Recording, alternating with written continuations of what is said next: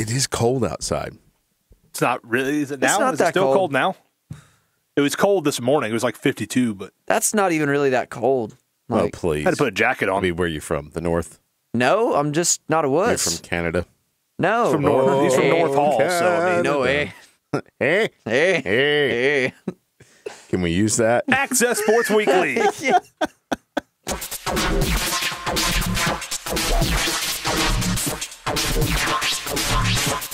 Welcome to Access Sports Weekly. You're on AccessWDUN.com. Bo Wilson back with you this week alongside Caleb Hutchins and the guy that's in front and behind the camera because he is a magician, Seth Chapman. Welcome back to work this week, by the way. Thank you. Thank you, Caleb. I appreciate that. I appreciate the welcome back. Thank you. How's everyone? Doing good. Pretty good. We've all been working. Working? Yeah. Hard or hardly Yeah. working? Yeah. Yeah. Yeah. Both? Sure. Whatever. Yes. Anyway. A blanket yes to all Yeah. statements. Yes. So, welcome back, everyone, into the show as we continue to head toward week numero 5. It's week 5. That'd be correct. Or you said on the podcast earlier this week we were halfway through. We're not halfway through. Well, next week we'll be halfway through. Next week we'll be halfway through. Okay, so we're close. Yeah. We are close. So, we're close to being halfway through. We are close to being halfway through the season. But the thing about it is that we didn't think we'd get to this point. No, But we didn't. are here. We didn't think we'd get to week 1 back at one point during the summer. So, obviously really glad just to be here. Mm-hmm. We've got more high school football coming up this week. Obviously still dealing with, COVID-19 and all that stuff, and teams and programs are still working through it, but they are working through it, and we still have football, and we got more coming up Friday. So that's the good thing. So on our airwaves this week, you can check it out on AM 550 North Hall at Chestatee, on FM 102.9 East Hall at East Jackson, and then on the lake, Gainesville at Forsyth Central. You can listen to those on the air and stream them live at AccessWDUN.com. Okay, so here we go through the first 4 weeks of the season. Who do you believe is or think is the most impressive team at this exact moment? Hard not to say Jefferson at this point, because I would think the top teams in our area, the only two that have really played each other head-to-head would probably be Jefferson and Rabun County. You had Flowery Branch and Gainesville playing each other. That was another good one. But Jefferson having beaten Rabun County, and then to come back this past week, no hangover from that at all, got right back to work, dismantled Mountain View right out of the gate again. Jefferson just continues to roll. And then right now, I would have to say they've looked the most impressive of anybody in the area so far. But there were other teams Friday night. I mean, Cherokee Bluff continues to look really good. I mean, I don't know if anybody's looked at the numbers that Cherokee Bluff is putting up yet, but I think they're averaging like 48 points a game, and they're giving up like 6 points a game right now. So Cherokee Bluff has looked really, really good. They continue to look like they're going to be one of the playoff teams. And then White County, obviously. We've mentioned them several times, but the win over Habersham Central was a really big one Friday night because it puts them now in position, undefeated through non-region play.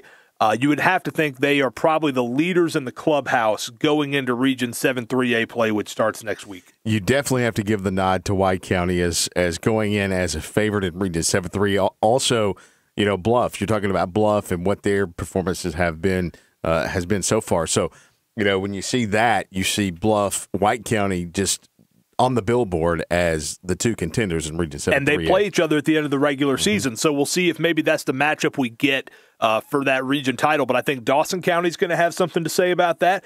And even though North Hall has struggled out of the gates, I still refuse to count them out headed down the stretch of the season. Had a chance to talk to David Bishop earlier today. He still feels good about where his team's at, and he still feels good about where his team can be once they get into region play. And I think North Hall, we had it on AccessWDUN earlier this week. They've got some guys out this week due to COVID-19 contact tracing. But if they can get everybody back and healthy at the same time, and they can start to build a little momentum, then I think North Hall is still going to be a player there too. Gilmer's been better this year. There are some other teams that are going to play into this. West Hall's starting to build some confidence, but it does look like right now, if you were to name sort of the top dogs in the region right now, it's certainly through non-region play looks like White County and Cherokee Bluff. That is going to be an interesting region. We've said it all year. It's just like a broken record. An interesting region as far as the outcome goes in that one. You were talking about Coach Bishop earlier this week. I also had a chance to talk to him through text as well, and you know, it's something that you never count out Coach Bishop and the Trojans simply because of the program that he's established over the years. Now they play rival Chestatee. This is a kind of a non-traditional because it's later in the season. It's not at the beginning of the season.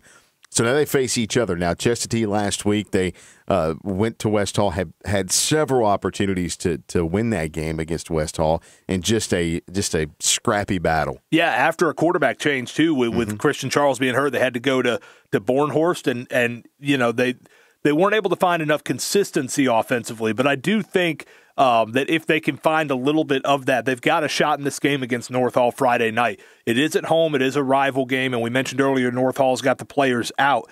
Chestatee's defense was impressive against West Hall last Friday night, and if they can continue some of that defensive play this Friday against North Hall, it's going to give their offense some chances to win the game for them. Now, can the offense cash in on that?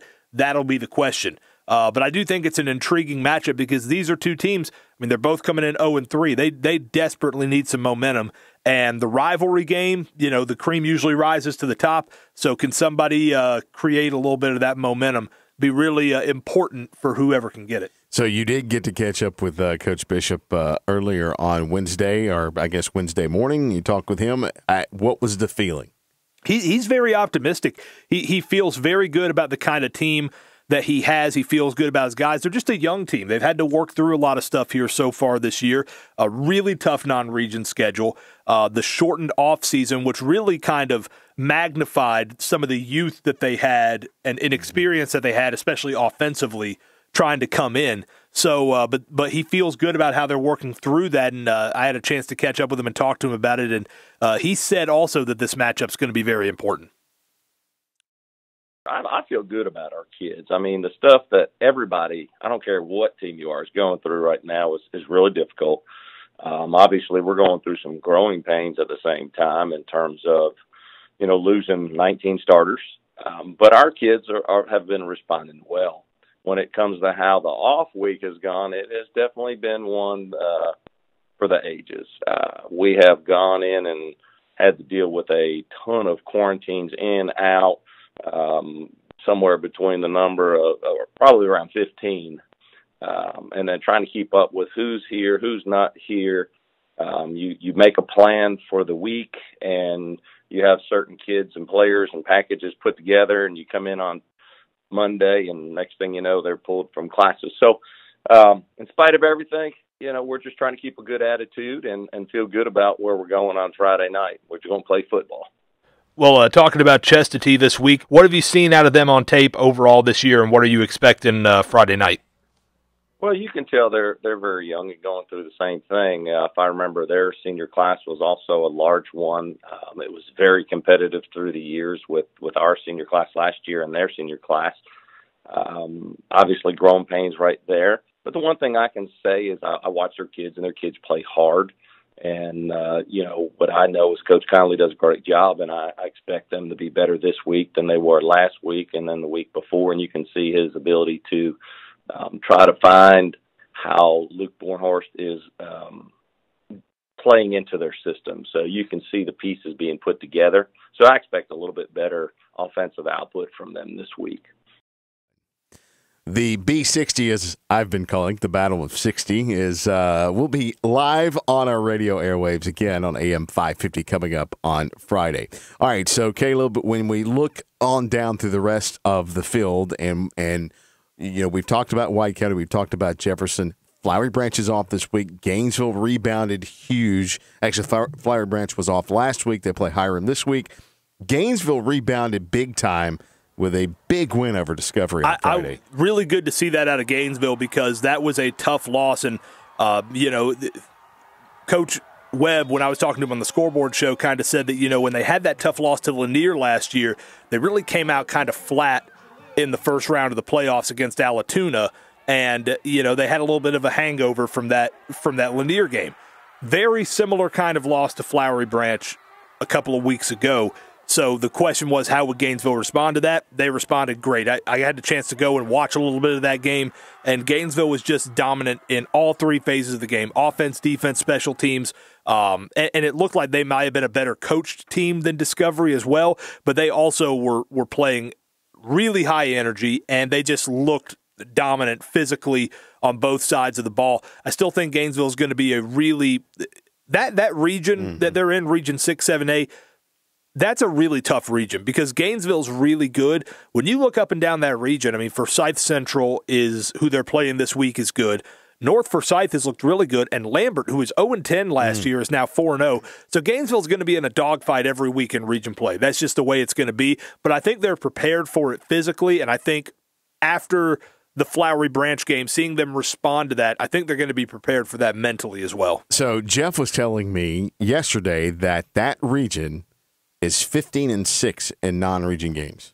Yeah, that not surprising. I think Denmark has struggled. They're 0-3. I mean, if you take Denmark out of it, you know, they're what, 15-3 against non-region competition. And you know, look, Gainesville lost on a late touchdown to Flowery Branch. I think a couple of those other losses there were tight as well. I know West Forsyth's one loss was a tight one with Cartersville, which, I mean, it's Cartersville. Yeah. It's a really good team. Flowery Branch is a really good team. So that region is going to be really tough. And for Gainesville, it gets started this week with Forsyth Central. I'm interested to see how that region shakes out. And I think Gainesville's got a shot to be one of the top teams in that region. So Forsyth Central, talking to Coach Webb earlier this week, talking to him about Forsyth Central, who runs the triple option. So they're going to have their hands full with the triple option because Central's been running it well. And Central is one of those teams that they were a victim of COVID-19 related issues, not as the program, but the programs they were playing. So they lost the first two games of the season.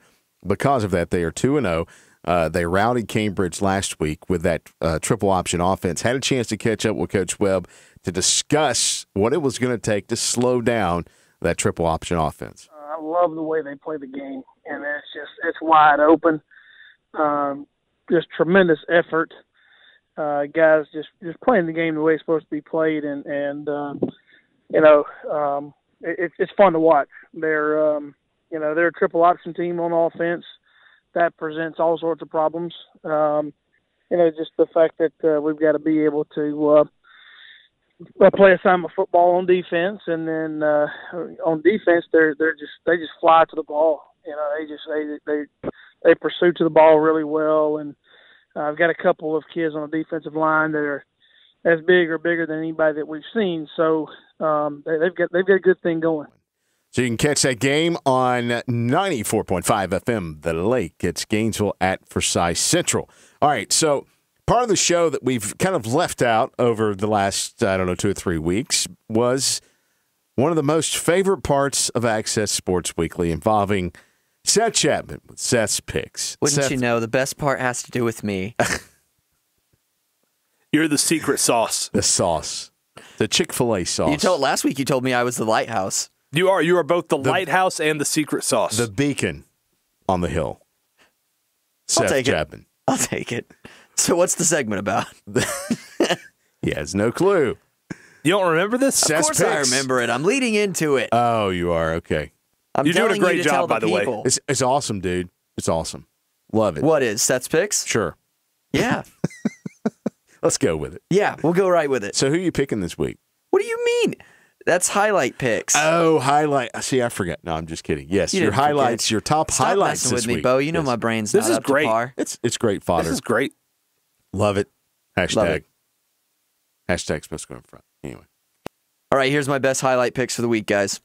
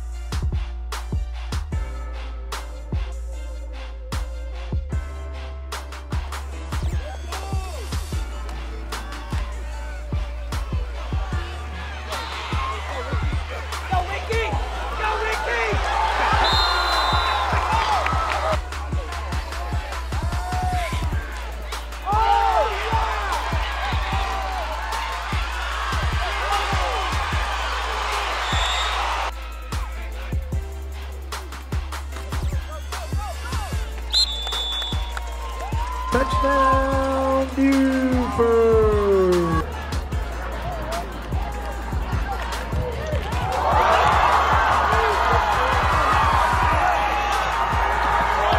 Touchdown, Gainesville!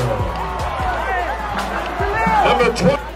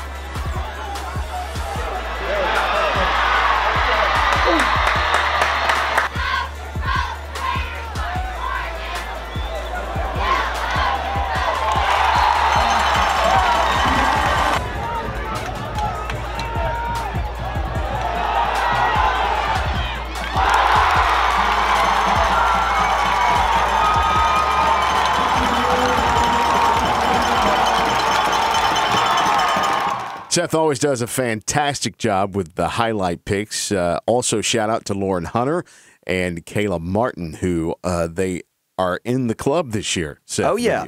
Doing great jobs doing also, great by the jobs. way. Yes. Yeah, shooting highlights. So. New additions giving us great stuff. You have young apprentices under you now. Yeah, you do.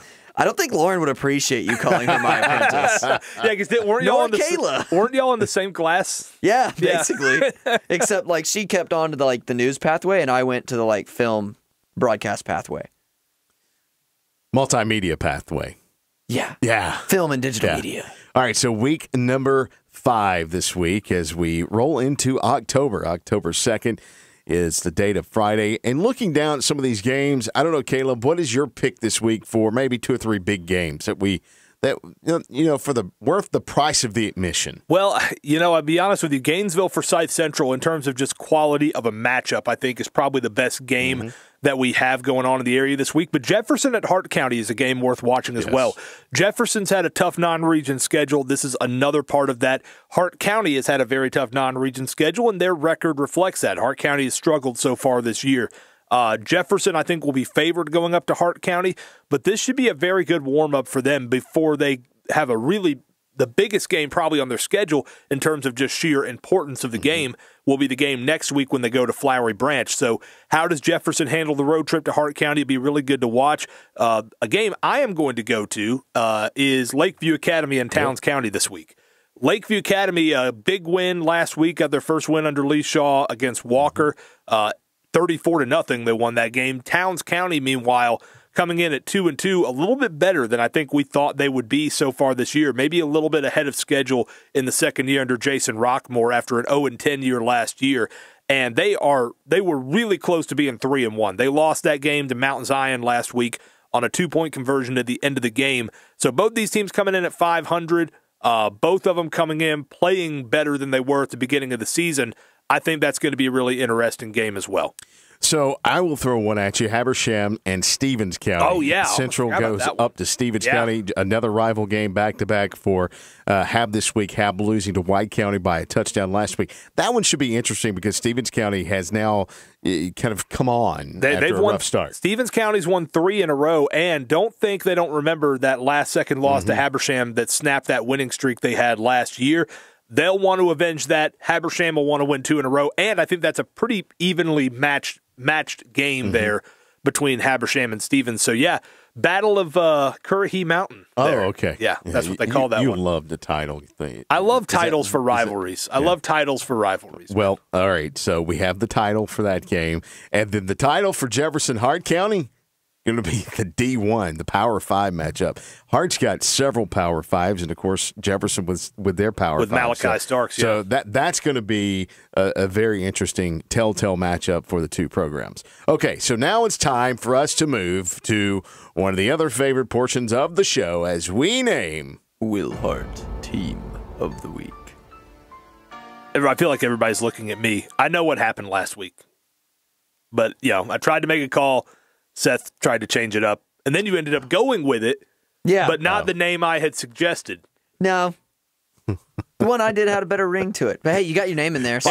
It's WilHart this week. It is back to WilHart. By the way, shout out to Gene Anderson for joining the show. Yeah, last Gene, week. Forgot thanks to do that. Oh, yeah. Thanks, Gene, for coming Always in. love when Gene can come in. Always fun to work with Gene. Did a wonderful job. All right, so this week we've kind of talked about it before we went on the air because I think there's just one clear pick for the WilHart Team of the Week. Yeah, and it is. I think. Well, we're going to get to that. Yeah, we're kind of broke up the rhythm of that one there. It's my job. Way to break jump things in. up. Lakeview Academy. Mix it up. Lakeview Academy.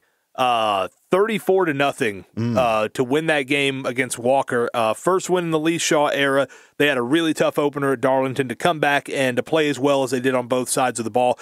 I think the way that region's shaping up, that Lakeview Academy is going to be a team that is very capable of making their first ever state playoff appearance. Obviously, got a couple more weeks until region play starts, but I like the position they're getting themselves in. And like I said, big game this week against Towns County, but got the first win of the season and did it in dominant fashion. So my vote goes to Lakeview Academy. And congratulations to the Lakeview Academy Lions. You are this week's WilHart Team of the Week. That is correct. So, interesting game, as Caleb talked about, coming up between Towns and Lakeview over at Lakeview in the brand new stadium at Lakeview Academy. All right, guys, that's a wrap for today. Enjoyed it, as always. I always have a great time. And if you'll look at the bottom of the screen, you can see everything that's scrolling through and how to follow us on Twitter, Facebook, and Instagram, all of those posts, and, of course, our personals as well. Hutch9473. You got it this time. Boom. You got it Look right. at that. I'll add it to the crawler. Seth, your Twitter account. I don't have a Twitter account. Okay, that's lame. Let's wrap up the show. It is lame. At the Bo Wilson. All right, folks. For Seth, for Caleb, I'm Bo. Enjoy week number 5 of high school football season.